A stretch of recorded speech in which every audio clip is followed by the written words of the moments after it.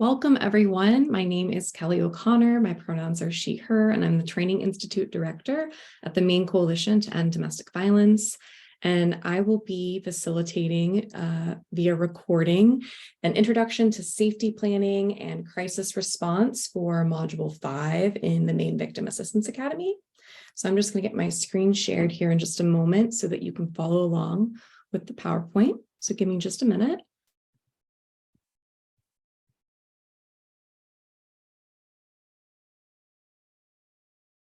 All right, so I have it up on my screen. I'm hopeful that you all are able to see it whenever you do review this recording.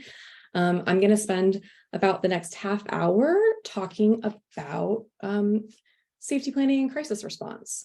So as I said, this is going to be about a half-hour recording. We're going to introduce MVAA participants to considerations for safety planning and general guidance for engaging with victims who may be experiencing a mental health crisis. So content warning, we will be talking about suicide and suicidal ideation towards the back end of this recording. Just want to let folks know that ahead of time. But we're going to start first with what active listening looks like and safety planning. These are things that you all have talked about before throughout the academy. You have perhaps extensive training in, and this half-hour recording is really meant to be purely an introduction. So let's go ahead and get started with the tools for active listening. It's really our starting place, and you've heard us reference this throughout the Maine Victim Assistance Academy, but it really is 3 tools: validating feelings, asking open-ended questions, and summarizing. And active listening with these 3 tools is really an awareness and techniques for how we engage in conversations in ways that let the people we're engaging in conversation with know that we hear and understand what they're saying. As you all likely know, active listening is an essential part of supporting crime victims with general safety planning, and especially those who may be experiencing a mental health crisis, which is going to be the focus, like I said, of this material later on. So within this context of active listening, this is really where we are able, when we're working with victim survivors, better able to share ideas and describe various processes in a thoughtful and digestible way, and engage with the advocacy framework that we work from, both in systems and in community-based spaces for working with victim survivors of all types of crime in a space that is built on mutual respect and collaboration with that victim. So real quick, when we look at these 3 tools, we look at validating feelings is the first one. An example of what this looks like when you're in conversation with somebody is, you sound really, insert word. So you sound scared. You sound hopeful. I'm hearing that you sound anxious. When you say that, when you describe the emotion that you are hearing or observing, if you're working with somebody in person, it's communicating to that person that you really are engaged in what they're saying. You hear what that person is saying, and also maybe perhaps their body language. It shows that you're paying attention at a human-to-human level. The second tool of active listening is asking open-ended questions. So questions that begin with what or how often provide opportunities for people to tell their stories in their own ways. So for example, what have you tried in the past when something like this has happened? Or how do you think so-and-so will react if they get served with a protection from abuse order? Yes/no questions or closed-ended questions gather more specific details. They can be really helpful when you are seeking clarity or specificity, as I mentioned. So for example, where are you located right now? Do you have access to a cell phone? As you can imagine, both sets of questions, open-ended and closed-ended, are very useful in safety planning at different types, or rather at different phases of working with somebody. There may come a time when closed-ended questions are really necessary, particularly if there's some potential increased risk, which we'll talk about when we look more at folks who may be experiencing a mental health crisis. And finally, this third tool you see appear on the screen is summarize. So when we reflect back to a person, what you hear what you hear them saying to you, and the feelings that they have expressed, especially if they've been talking for a while. We do know that a lot of crime victims will often just sort of as word vomit, so to speak, and dump a lot of information. And so sometimes it can be a little bit hard to follow, sort of ping-ponging back and forth. And so summarizing what you've heard somebody say really allows both you to make sure you understand everything that the person has said, that you haven't missed anything, and an opportunity for that person to either correct what you think you've heard or to add more information.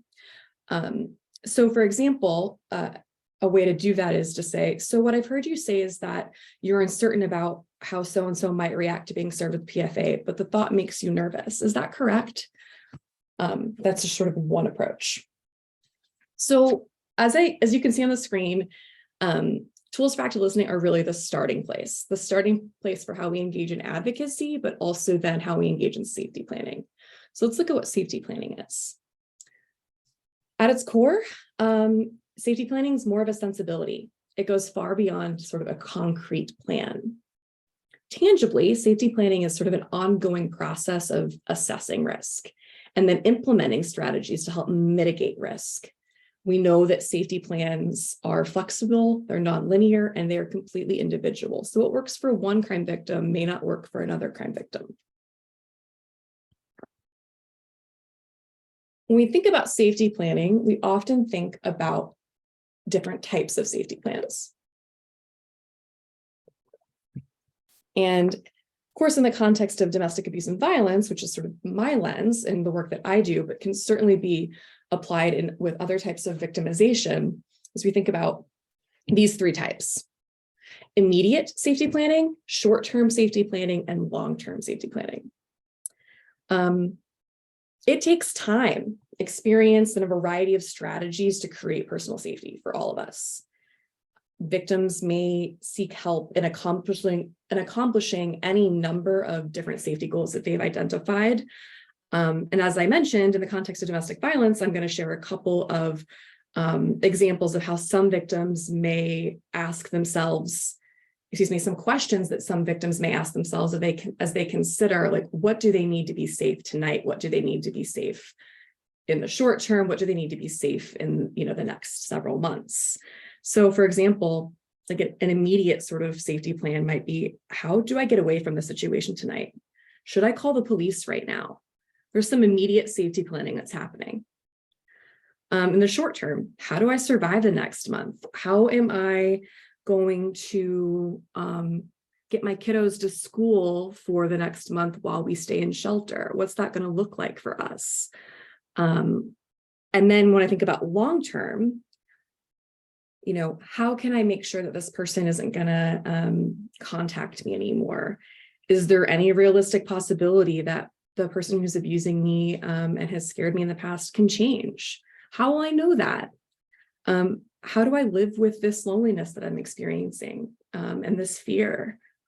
What can I do about how I'm hurting right now and how angry I am? How can I remain safe when we do exchanges for visitation?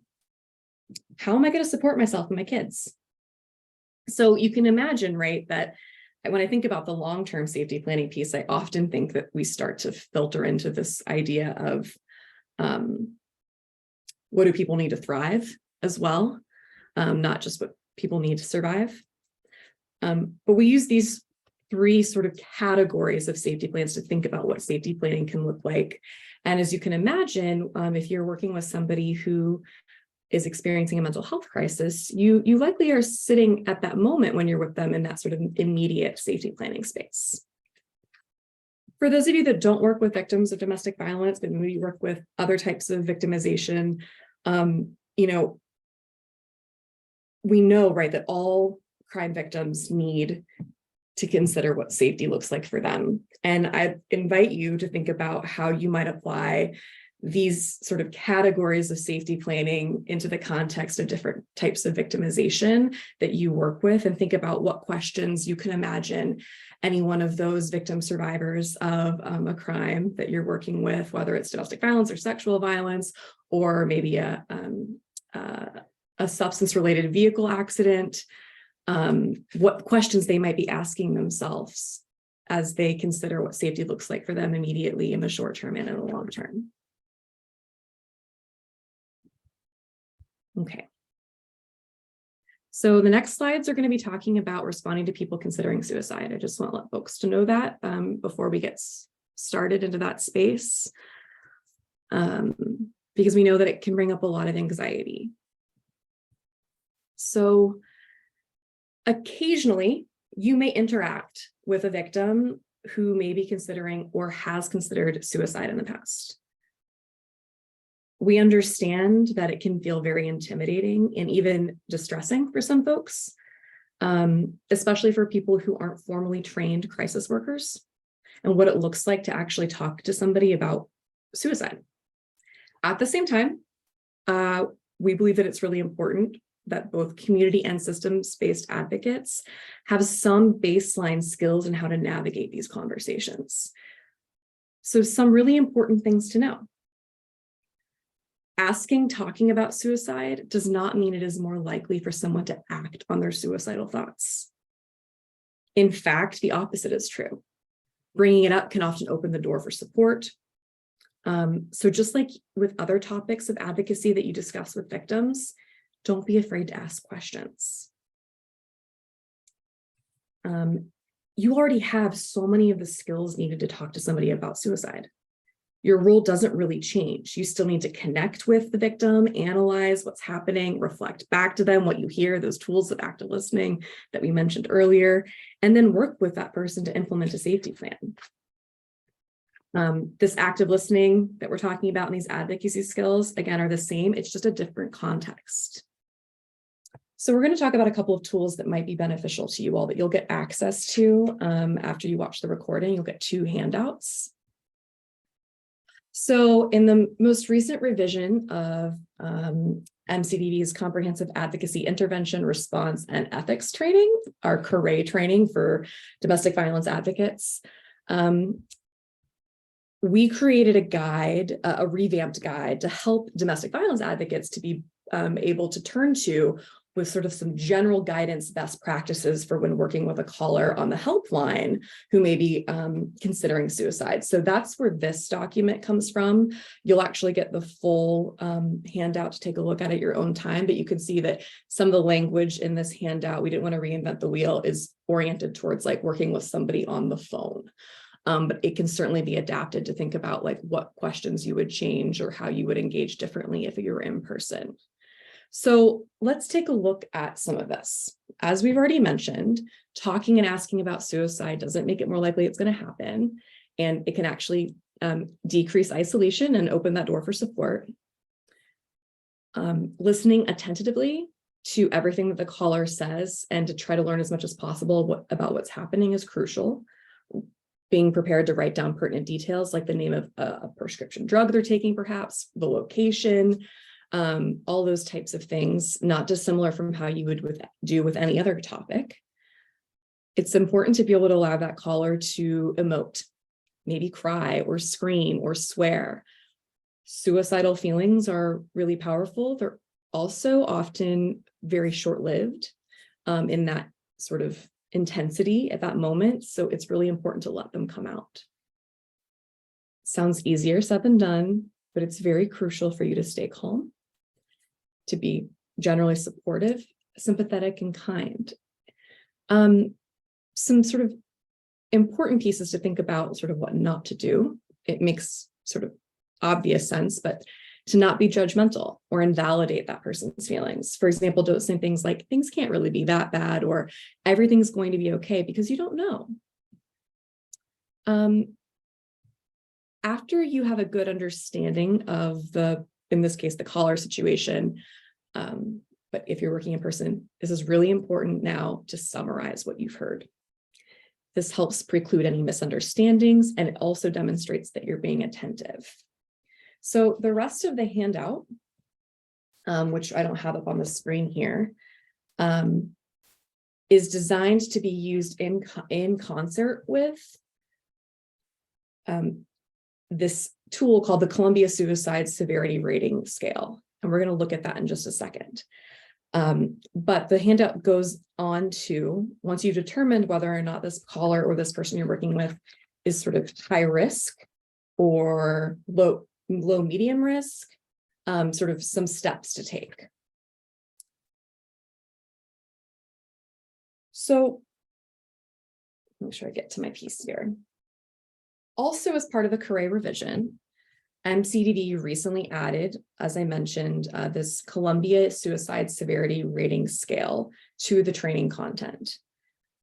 This severity rating scale is a screening tool that evaluates suicidal ideation and behavior. And this set of questions that you see on your screen can help you identify the level of risk that a person is in. So we're sharing this information to provide sort of an evidence-based tool that can really help guide people in assessing, again, that level of risk that a victim may be in that you're working with in that moment. Because we know that advocates, whether you're in a systems-based role or a community-based role, will come into contact with people who may be or who have considered suicide at some point. I want folks to understand that watching this 30-minute recording video does not mean that you've been formally trained to administer this screening tool. Instead, what we're really hoping for is that you can use the questions up on the screen and the handout, which you'll be able to access in Coalition Manager, to help guide you in a discussion with a victim survivor, to help give you some standard language so that you aren't feeling overwhelmed by what do I even ask somebody? We know that most of you are not trained crisis workers. We're not asking you to be that. But again, because your advocacy work may put you in proximity with people who may be thinking about suicide, it feels really important to give folks some basic tools to prepare you for that possible eventuality and ensure that the people that you're working with get the kind of support that they need in that moment before you can get them connected to more substantial support if needed. Critically, do not approach this tool that we see up here on the screen. Yes, you can see that there's sort of a checklist associated with it, but this is not a checklist to be completed. And we don't want you to approach its use in that way. Your advocacy skills are very critical. We want you to use these questions here as a guide whenever you are having a conversation with a victim survivor who has described some behavior or is emoting in a way that makes you curious if this person is maybe experiencing some suicidal ideation. Perhaps you hear from somebody that they just don't feel like they can go on anymore, that my kids have been taken from me.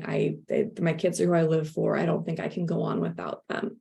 I heard somebody say that, I would say, I'm hearing from you that you're very upset about not having your children in your life right now, and that you're feeling a little despondent, that this isn't something that you're not really sure if you want to be here anymore. And I would maybe ask the question, have you ever wished you were dead or wished that you would go to sleep and not wake up? Or have you recently been having thoughts about killing yourself? And depending on the answer, I might move on and say, okay, thank you for sharing that with me. Have you thought about how you might do that?